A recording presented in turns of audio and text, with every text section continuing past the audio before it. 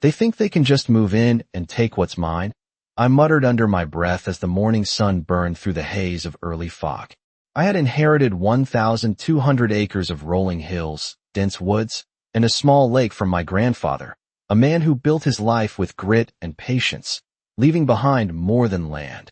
He left a legacy. The gravel crunched under my boots as I drove up the long driveway, a familiar scent of pine and damp earth filling my nostrils, and my eyes widened as I saw the scene ahead. White vinyl fences marking plots I had yet to survey, a HOA tent fluttering in the breeze, and golf carts lining the meadow like some suburban parade. Margaret Hensley, the HOA president, stood near a sign that read, "Private Property, Community Access," her clipboard tucked under her arm, smirk fixed, and her polished white BMW gleaming under the sunlight. The air smelled faintly of fresh paint and varnish from the temporary structures they'd set up, and every detail screamed entitlement. I stepped out of my truck, the crunch of gravel beneath my boots echoing, the metal of the keys in my hand cool and familiar, and I remembered every story my grandfather told me about this land, how he planted each row of trees, measured each boundary, and worked side by side with neighbors to preserve its natural beauty. Now, all of that care was being overlooked, trivialized by people who thought their HOA rules could override decades of family history. My pulse quickened, not with anger, but with determination. I breathed in the smell of damp soil and grass, the faint aroma of coffee drifting from the nearby tent, and I felt the weight of responsibility settle on my shoulders. These were not just acres. These were the stories of generations, the hours of sweat, the quiet nights under starlit skies, the laughter of family picnics by the lake, and I would not let it be erased. As I approached the entrance, my truck parked to the side, the wooden gate creaking faintly in the morning wind. I noticed the tiny details. A survey stake knocked over, tire tracks cutting through my flower beds, footprints on the dock where my grandfather once fished. The juxtaposition of order and chaos struck me, their sense of control against the reality of what was theirs to claim. I pulled the old property deed from my jacket, its leather worn, corners frayed, and felt the embossed seal beneath my fingertips, a tangible reminder of ownership, history, and legacy. Margaret glanced over, raising her eyebrows as if sensing my scrutiny, and for the first time, a flicker of uncertainty crossed her face. The sunlight glinted off the metal post of the sign, casting a long shadow across the grass, and in that moment, I realized this wasn't just a confrontation about land. It was about respect, about acknowledgement of a lifetime of work, and about setting things right. The crisp morning air carried the distant hum of lawnmowers, the soft rustle of leaves, and the occasional caw of a crow, each sound anchoring me in reality, each scent tethering me to the land I loved. I tightened my grip on the deed, stepped forward with measured confidence, and let the anticipation build, knowing that what came next would not just be a challenge, it would be the opening move in a long,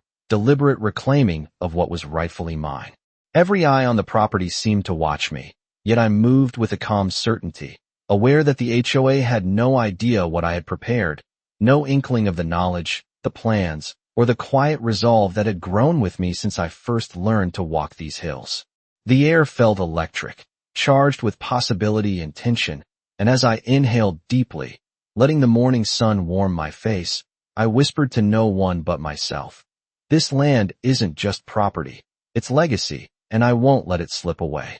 My name is Ethan Caldwell, 34 years old, a civil engineer who spent the last decade shaping roads and waterways across the state, yet nothing in my career prepared me for the complexity and richness of this land. The estate I inherited from my grandfather spans 1,200 acres of Texas hill country, rolling hills dotted with oak trees, patches of tall prairie grass, and a small glistening lake that catches the sunlight just right in the early morning. I remember summers spent running through the fields as a boy, the scent of wildflowers mingling with the earthy smell of fresh-turned soil, my grandfather teaching me to respect the land, to notice every detail, every shift in the wind, every curve in the creek. The barns he built, the fences he installed, the small stone bridge over the creek. Everything had been carefully placed with decades of thought and care, and now it all belonged to me. I walked past the old barn, running my hand over the worn wood, feeling the grooves left by his hands,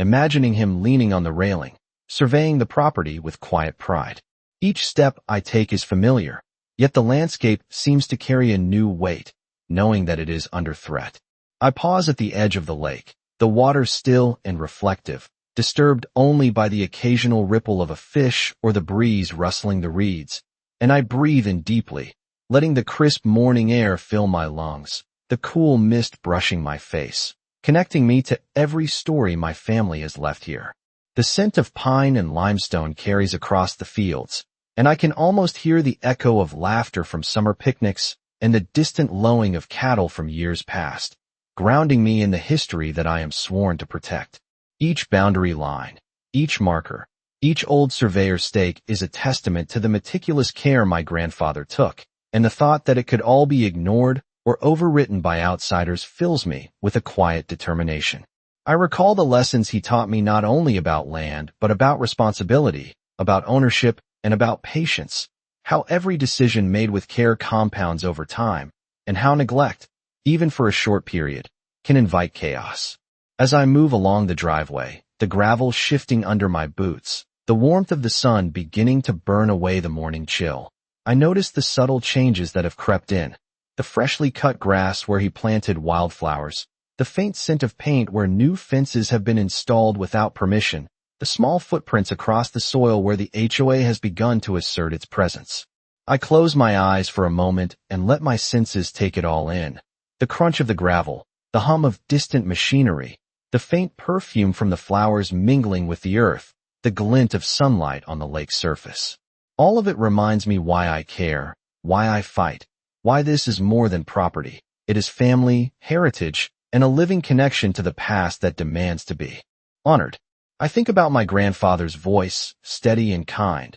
guiding me through the principles of right and wrong, fairness, and the value of hard work. I carry that guidance now as I survey the land, understanding that my attachment is not sentimental alone. It is ethical, rooted in the belief that what has been nurtured and protected for generations must continue to be so. Every tree, every stone, every inch of grass is part of a story that I have inherited, and as I stand there, taking in the expanse of my grandfather's work, I know that my commitment is unwavering. This land is my responsibility, my legacy, and I am prepared to honor it, to defend it with patience, intelligence, and determination, ensuring that every measure taken is thoughtful, precise, and in line with the values instilled in me long before I understood their full weight. Margaret Hensley appeared at the far edge of the property, her posture straight, clipboard in hand, sunglasses reflecting the morning sun, and the sharp click of her heels on the pavement carrying across the open field like a signal of authority.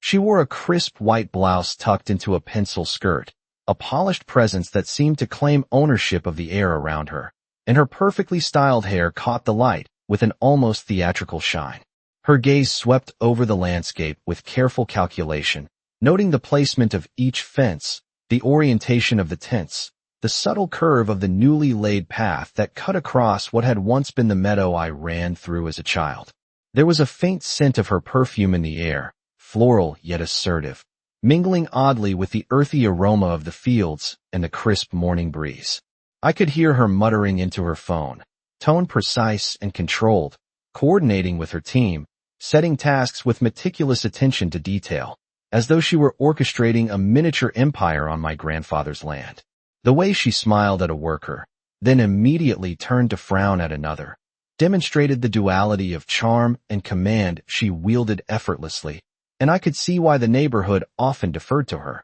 intimidated by the mixture of confidence and self-assured dominance. As she moved closer, the soft rustle of her skirt brushing against the fence posts mingled with the distant hum of the air conditioning units, running from the temporary structures, and every step seemed measured, calculated to maintain an image of control. I watched her pause at the edge of the property, tilting her head slightly, as if she were inspecting the terrain for weaknesses or planning the next move in an unspoken strategy, and I realized that the challenge she posed was not merely about the land but about perception, about asserting presence in a way that made others question their own authority. The sunlight glinted off her clipboard as she flipped through pages, marking notes and circling areas of interest with a red pen, her expressions alternating between approval and disapproval with a subtle, almost imperceptible rhythm that conveyed power without aggression. In that moment, it became clear that Margaret Hensley had established a microcosm of the HOA on my land,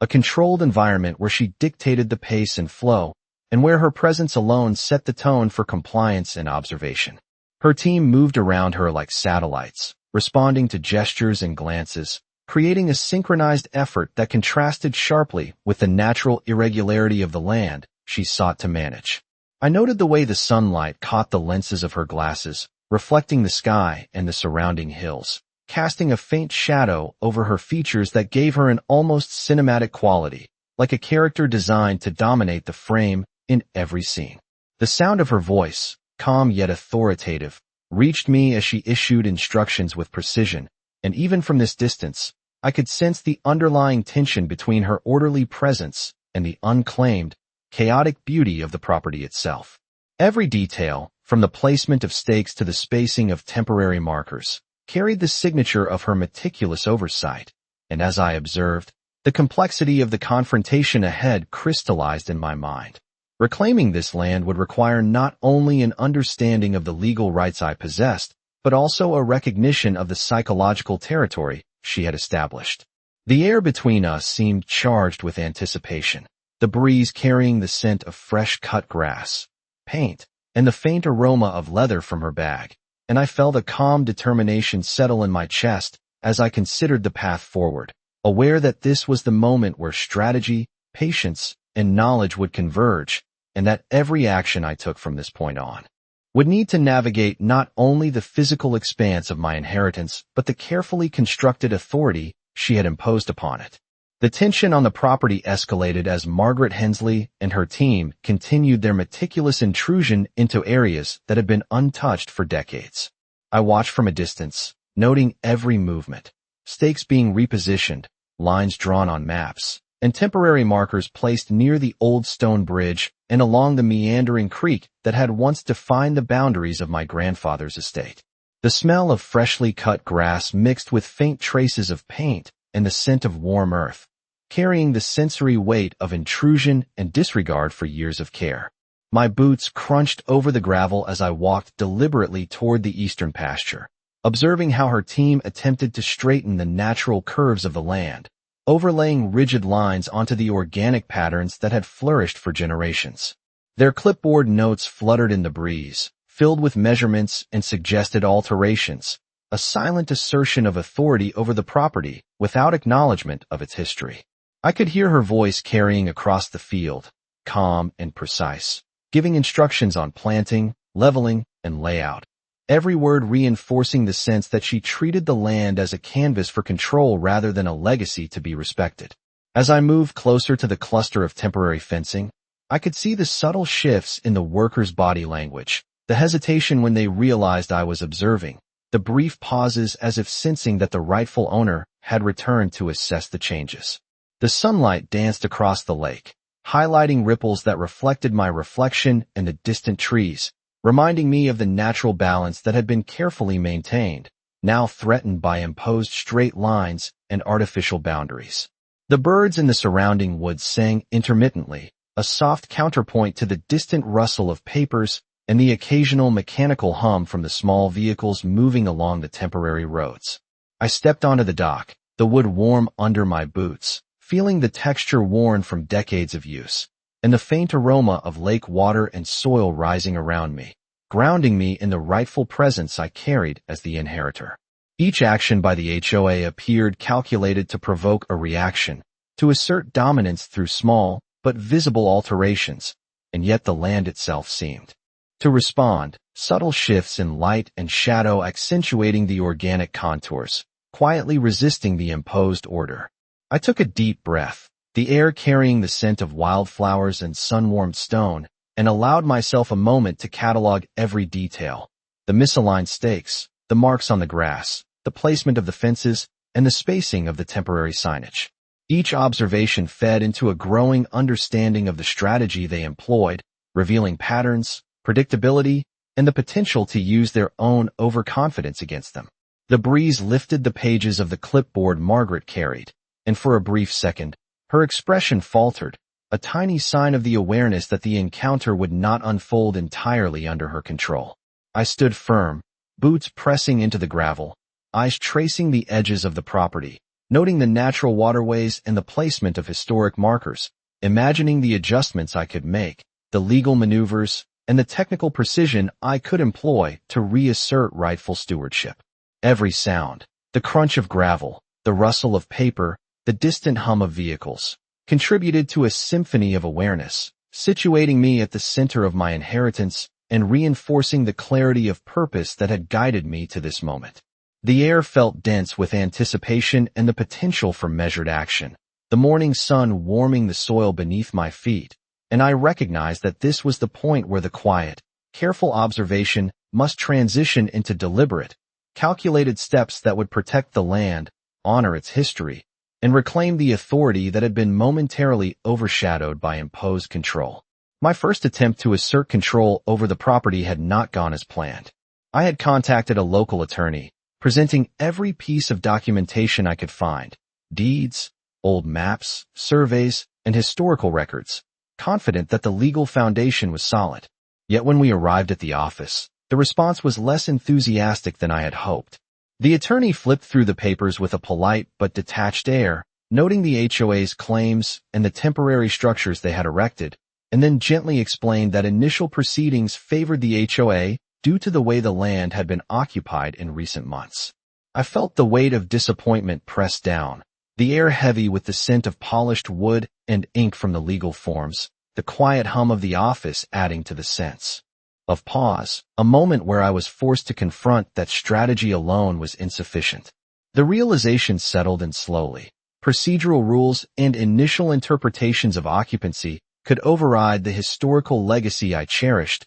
and my grandfather's careful planning, while invaluable, required translation into actionable steps within a system that did not yet recognize the depth of my claim. As I stepped out of the office, the crisp air of the late morning brushing my face, I felt the sun warming my shoulders, a subtle contrast to the cool sense of uncertainty that had taken root. I walked the length of the property line, boots crunching gravel, eyes scanning the stakes, the fences, the small markers indicating where temporary access had been granted, and I allowed myself to acknowledge the first taste of frustration. The HOA had not acted with force or hostility, merely with procedure and oversight. Yet the impact on my sense of rightful stewardship was profound. Each step along the grass-lined paths reminded me of years spent learning the contours of the hills, the way the creek curved around the meadow, the placement of each oak and cedar, the small footbridge connecting one pasture to another,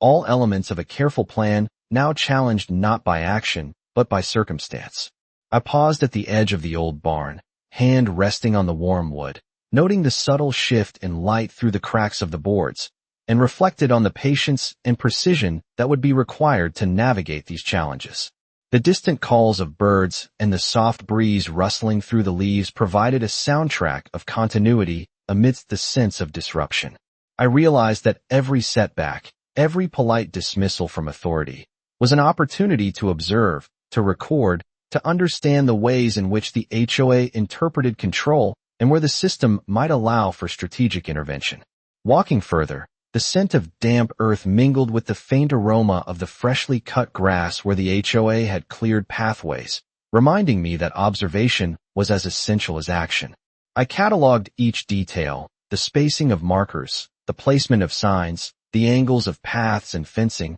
and I began to see patterns in their oversight, small inconsistencies that hinted at the limits of the temporary authority they assumed. The first failure was not a defeat. It was a lesson in timing, in precision, and in patience. I felt the quiet determination settle over me, a resolve that this challenge required measured responses, careful study, and a willingness to adapt to the unexpected. With every breath of the warm late morning air, the subtle hum of distant machinery, and the whisper of the wind across the tall grasses, I committed to the understanding that my journey to reclaim the property would not be immediate, but each observation, each note, each careful measurement, brought me one step closer to a strategy that would ensure the land remained a testament to its history, my grandfather's legacy, and my responsibility to preserve it for generations to come. The days that followed brought an escalation of activity from the HOA that was impossible to ignore. Every morning, as I stepped outside, the freshly cut grass glistened with dew under the sun, but alongside it, I noticed new markers, subtle shifts in fencing, and small constructions that suggested the HOA was expanding its influence over areas of the property that had been untouched for generations. The smell of paint, timber, and turned soil mingled with the earthy scent of the land, creating an atmosphere thick with the tension of imposed order against natural continuity. I observed workers measuring, marking, and adjusting layouts, their movements precise, almost rehearsed, yet each adjustment seemed to ignore the natural topography, the gentle curves of the hills, and the meandering patterns of the creek. The air carried the faint hum of machinery and the crisp snap of measuring tools, sounds that contrasted sharply with the soft rustle of the trees and the distant calls of birds, highlighting the intrusion into a previously undisturbed rhythm. Margaret Hensley maintained her presence like a conductor of this small orchestra of oversight,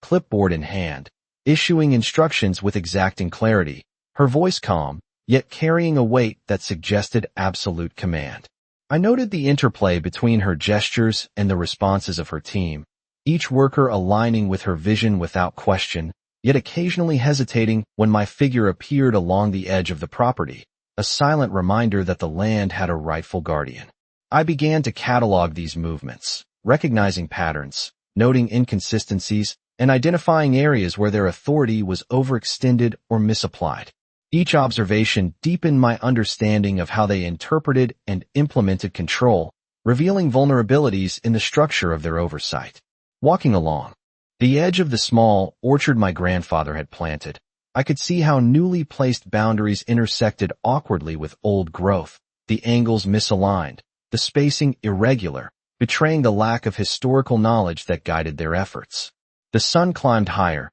casting long shadows that stretched across the meadows and highlighting the contrasts between the natural landscape and the imposed constructions. I felt the texture of gravel under my boots, the warmth of the morning sun on my back, and the cool breeze carrying scents of wildflowers and soil, reinforcing the sensory connection to the land that was not yet under dispute. My mind worked through possibilities, noting the patterns of work, the timing of their activities, and the sequence of installations, all forming a map of both opportunity and challenge. Each adjustment they made, each line they drew, provided information, revealing both intent and method, and I began envisioning strategies that would allow me to regain control, not through confrontation alone, but through precise, informed action. As I paused near the edge of the creek, the water sparkling and clear, I watched the sunlight catch the ripples, reflecting patterns of movement that reminded me of the careful balance of the ecosystem my grandfather had maintained.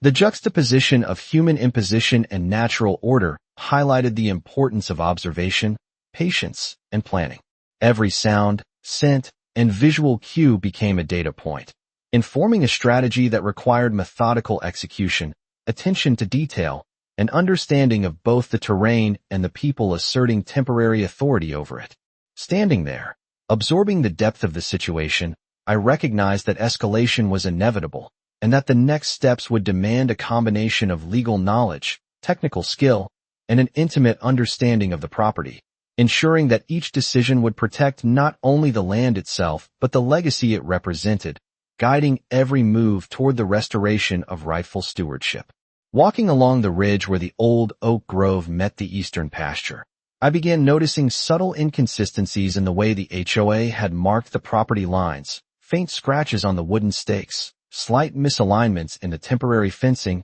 and small areas where the soil had been disturbed without consistent measurement. Each observation was a clue, an opening, a crack in the carefully orchestrated control they thought they had established, and I cataloged every detail with precise attention, the gravel crunching beneath my boots, the faint rustle of leaves, and the distant hum of vehicles moving along the temporary paths adding a steady rhythm to my assessment. The sunlight glinted off the markers and the edges of the tents, creating reflections that highlighted the irregularities in placement, angles that did not align with the natural slope of the hills, and small gaps between fences that had been overlooked in their initial setup. I crouched near the creek, tracing the water's edge with my eyes, noting the way it had shifted slightly after recent rains, and how some of the temporary barriers did not account for natural drainage, revealing opportunities for strategic reclamation without confrontation, using the land itself to guide the process. The scent of fresh earth,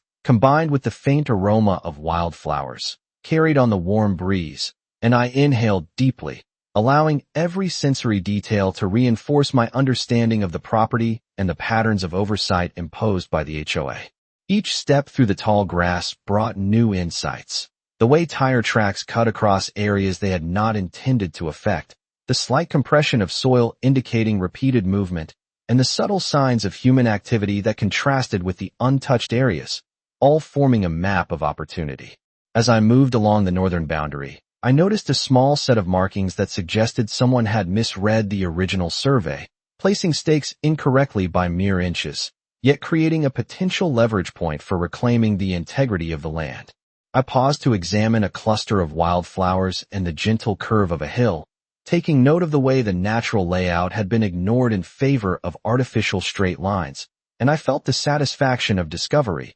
knowing that even small oversights could become pivotal in restoring proper stewardship. The distant sound of birdsong and the soft hum of a passing windmill mixed with the faint metallic ring from tools left on a table, and I realized that observation, patience, and careful note-taking were as important as any legal maneuver I could plan. Each small crack, every minor irregularity, became a piece of a larger puzzle, a map of control and vulnerability, and I committed these findings to memory, visualizing the steps that would allow me to act with precision when the moment arrived. The balance of light and shadow across the rolling hills emphasized the contours of the land, highlighting areas where temporary adjustments had been made, and I considered how each element, the markers, the fences, the creeks, and the slope of the terrain, could be utilized in a strategic plan to reclaim control. I felt the warmth of the sun on my back, the texture of gravel and earth beneath my boots,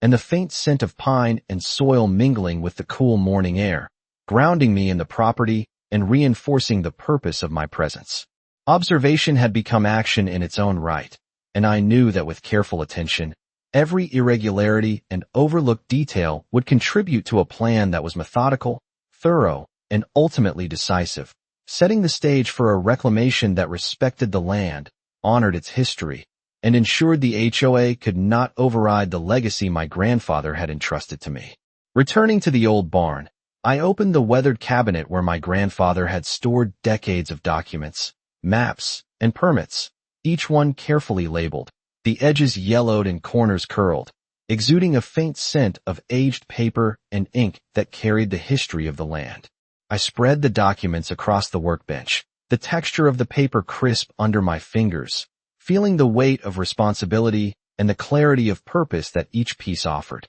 Survey maps showed precise boundaries, some over a century old, marked by stakes and natural landmarks, and I noted areas where recent activity by the HOA had not aligned with these original plans. Permits for structures, fencing, and water management were dated and signed by the appropriate county officials, evidence of the legal groundwork laid by generations before me. I cross-referenced these with modern property tax records, noting discrepancies where the HOA had assumed authority, and photographed each section for reference, the sunlight streaming through the dusty window illuminating details I might otherwise have missed. I found correspondence from past neighbors and affidavits from those who had witnessed the development and preservation of the property, their signatures authenticating the continuity of stewardship. Each piece of evidence built a clearer picture, revealing patterns of oversight and misinterpretation that could be leveraged in favor of rightful ownership. I cataloged everything meticulously, the sound of the pages flipping, the faint creak of the floorboards, and the distant call of a hawk providing a steady rhythm to the process. My understanding of the land expanded beyond memory and intuition, grounded now in legal documentation, historical proof, and the subtle nuances of the terrain itself. The creek that curved gently through the meadow had historical markers noting its original course, and I compared these with the areas now fenced or altered by the HOA, seeing the mismatches that confirmed my observations from weeks of careful surveying. I created detailed notes, sketches, and a comprehensive index of photographs, each entry cross-linked with the corresponding original permit or survey, forming a network of evidence that was undeniable in its clarity. The smell of fresh coffee brewed in the corner of the barn mingled with the earthy aroma of the wood and soil, keeping me alert as I worked through hours of documents, each one reinforcing the legitimacy of my claim.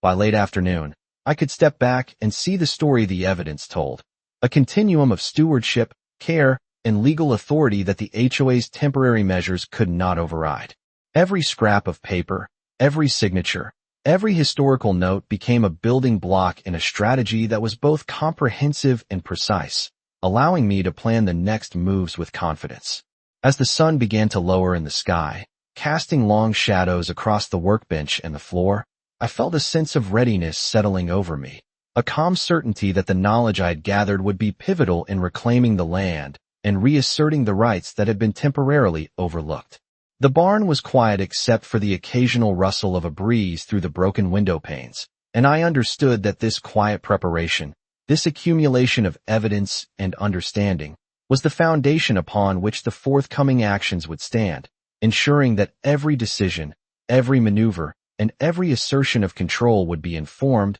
deliberate, and aligned with both the law and the legacy of those who had built this property over generations. By late afternoon, I had gathered a small team of allies who shared my commitment to preserving the integrity of the property. My cousin, a surveyor with years of experience mapping the undulating terrain, joined me with precise instruments and a keen eye for historical alignment. Next came my neighbor from the northern lot, a retired civil engineer familiar with local zoning laws, carrying rolls of blueprints and notes from past community meetings that could support our case. Even the caretaker who had worked for my grandfather for decades contributed insight about long-standing pathways, natural boundaries, and markers that were not officially recorded but recognized by those who lived in harmony with the land. We met near the old barn, the sunlight falling across the wooden planks, highlighting the dust motes floating in the air, each one catching a glimmer of light that seemed to mirror the clarity emerging from our collaborative effort. Together, we laid out every map, every historical record, every observation from weeks of careful inspection, overlaying new data with the old to build a comprehensive understanding of how the property had been altered and where the HOA had overstepped. We walked the terrain in teams, each step deliberate, noting subtle shifts in elevation, the placement of markers, and discrepancies between recorded boundaries and physical reality. Our conversations low and measured, filled with technical terms, references to survey points, and legal citations. The gravel underfoot crunched in a rhythm that marked the passage of time, punctuating the strategic discussions, and the breeze carried scents of pine, wildflowers, and damp soil, connecting us to the land in a way that reinforced our purpose. Photographs were taken at key locations, measurements recorded in field notebooks, and GPS points marked for precision, creating a layered map of both the history and current state of the property.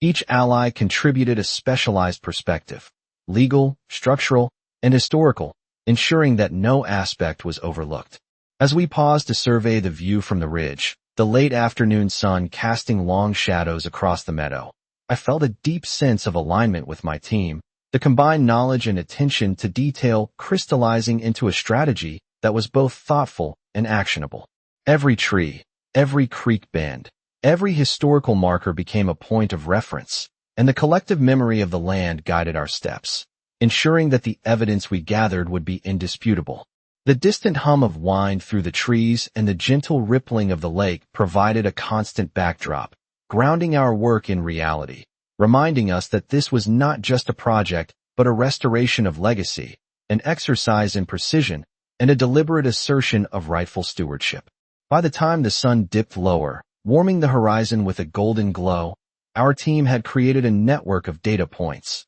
documented anomalies, and mapped historical alignments, laying the foundation for a plan that would allow us to act with clarity, confidence, and authority, ensuring that every step taken from this point forward would be informed, deliberate, and aligned with both the law and the deep heritage of the land my grandfather had entrusted to me. With all of the evidence, measurements, and observations carefully compiled, I gathered my team near the ridge overlooking the western pasture to develop a comprehensive plan of action. The late afternoon sun cast long shadows across the rolling hills, illuminating the contours of the land and highlighting areas where the HOA had installed temporary fences and markers. I spread the maps, blueprints, and photographs across a flat rock, the surface rough and warm beneath our hands, and began briefing each member, outlining the strategic points we had identified, the discrepancies in boundary placement, and the most effective routes to document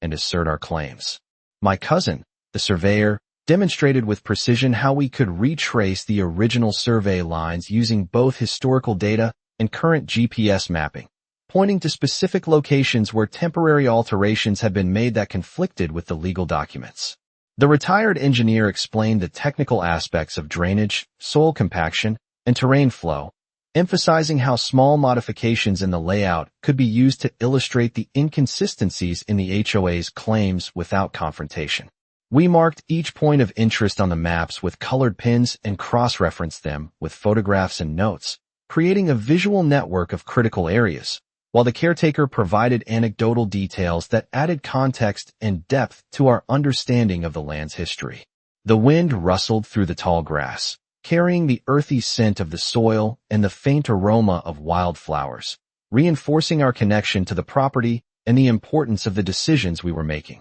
Each discussion was measured, deliberate, and grounded in evidence. We debated angles, positions, and sequences of actions, constantly referring back to the legal documents and historical records to ensure that every step we planned would be supported and defensible. As we reviewed the layout, I explained how we would use the natural topography and documented discrepancies to reinforce our claim, noting that the gentle curves of the creek and the placement of historic markers provided both legal and visual support for our argument. The afternoon light reflected off the metal of the stakes, the edges of the fences, and the surface of the lake, creating a stark contrast between the controlled markings of the HOA and the organic lines of the land. We discussed timing and sequencing, determining the order in which we would document, photograph, and present evidence to highlight the inconsistencies most effectively. The distant hum of machinery from the neighboring properties and the soft calls of birds provided a continuous soundtrack,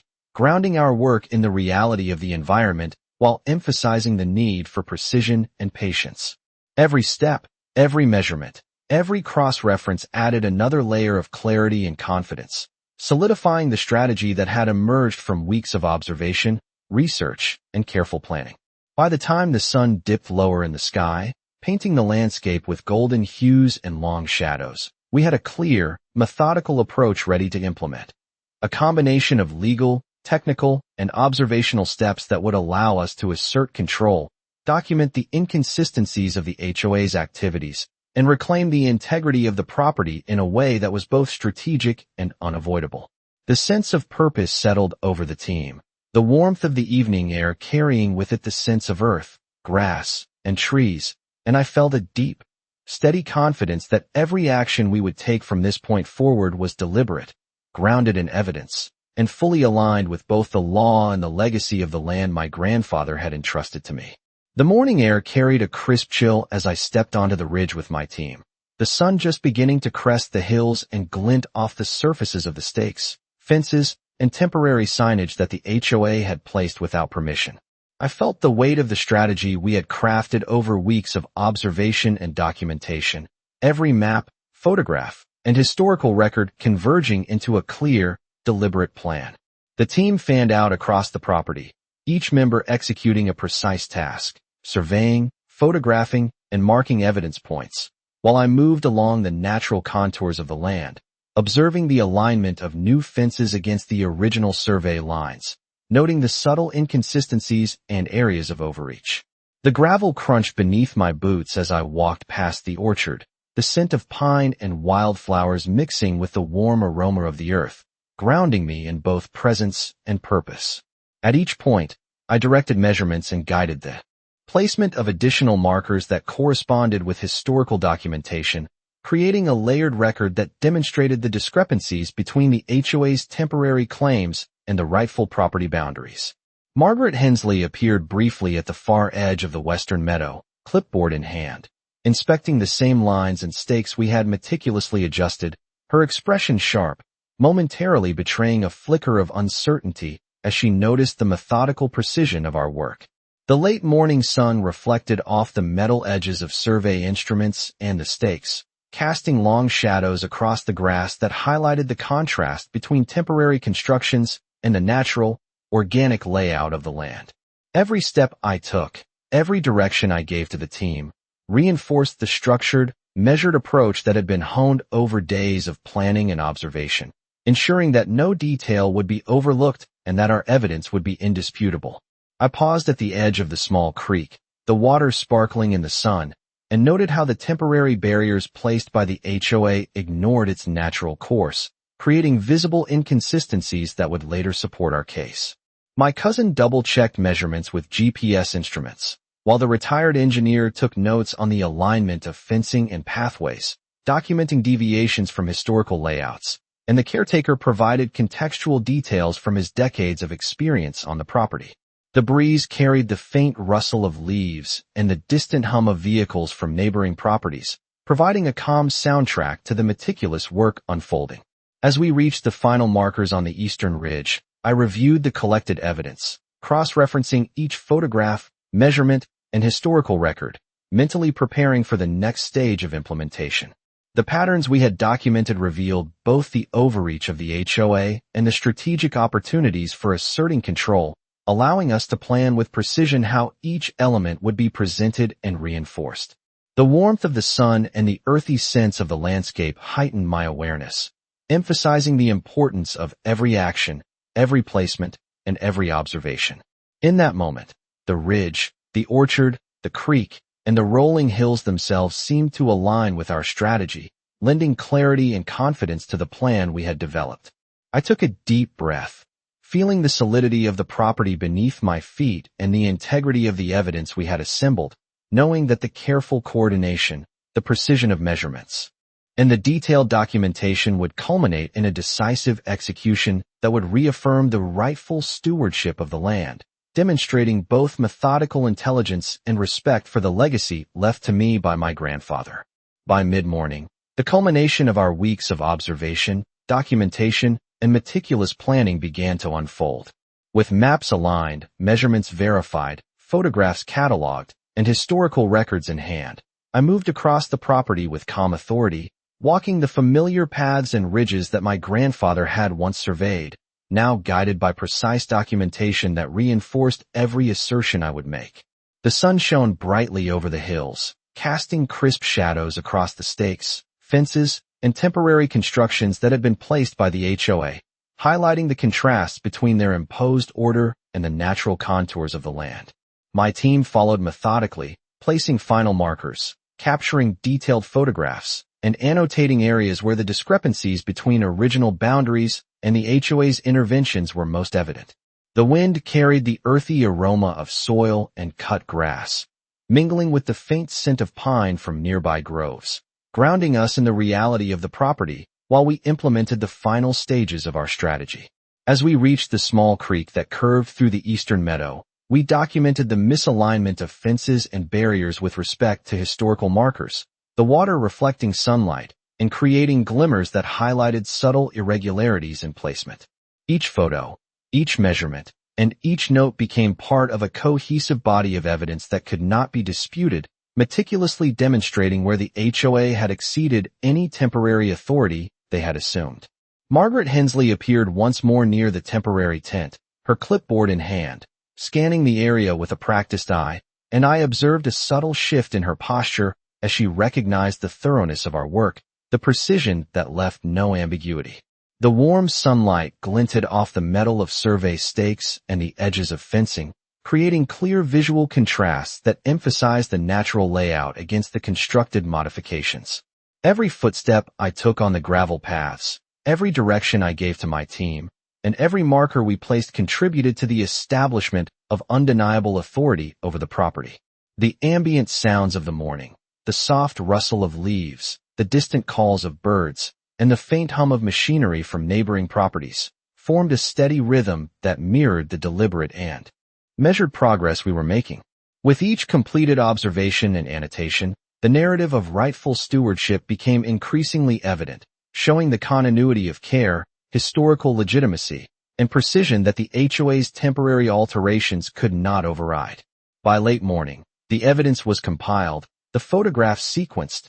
and the maps annotated to demonstrate clearly and convincingly the alignment of the property with historical and legal records. The sun's warmth on my back and the earthy scents around us provided a tangible connection to the land, reinforcing the certainty that our methodical actions had successfully restored control to the rightful owner. Every detail, from the placement of stakes to the orientation of temporary fences and the verification of historical markers, had been accounted for, creating a comprehensive presentation that combined empirical evidence with deep knowledge of the land's legacy. As we paused to survey the full expanse of the property from the highest ridge, the lake sparkling below and the rolling hills stretching into the distance, I felt the calm satisfaction of precision, the quiet power of methodical action, and the certainty that the property, its history, and its integrity were once again fully recognized and defended. As the sun began its slow descent over the horizon, casting golden light across the rolling hills and sparkling lake,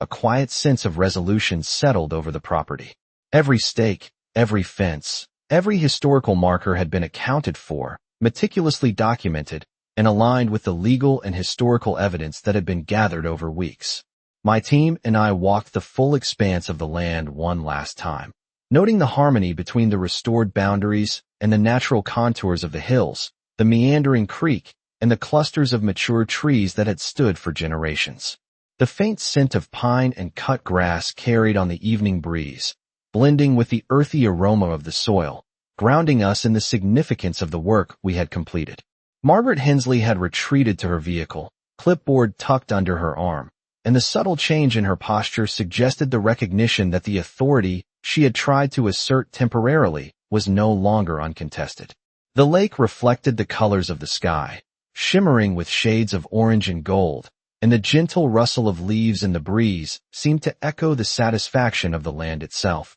as if acknowledging that the rightful stewardship had been reaffirmed. We paused at the old barn, tracing our hands along the worn wood that bore the marks of decades of care, and I felt a deep connection to my grandfather, to the legacy he had entrusted to me, and to the land that would continue to thrive under careful, deliberate guardianship. The photographic evidence, survey notes, and historical documents were neatly organized, ready to present to any authority if needed, each page a testament to the accuracy, patience, and dedication that had guided every action. Standing atop the highest ridge, the entire property stretching out in all directions, I felt the full weight and clarity of responsibility and achievement, knowing that every detail, every measurement, and every observation had contributed to a comprehensive restoration of order and respect. The sun dipped lower, casting long shadows that stretched across the meadows and highlighting the natural beauty that had been preserved,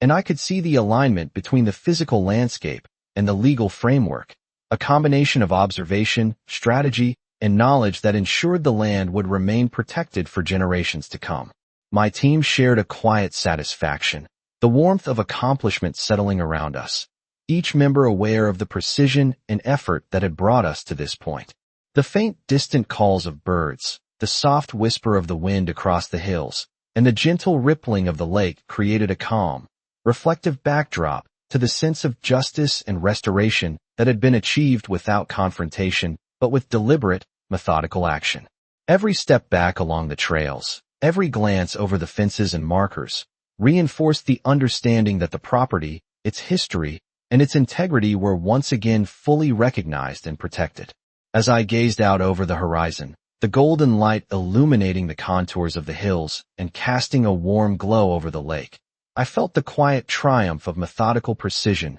patience, and respect for legacy, knowing that the land would continue to tell the story of generations past, present, and future, safeguarded by the deliberate care, knowledge, and dedication that had been invested to ensure that justice, in its quiet and inevitable form, had been fully served.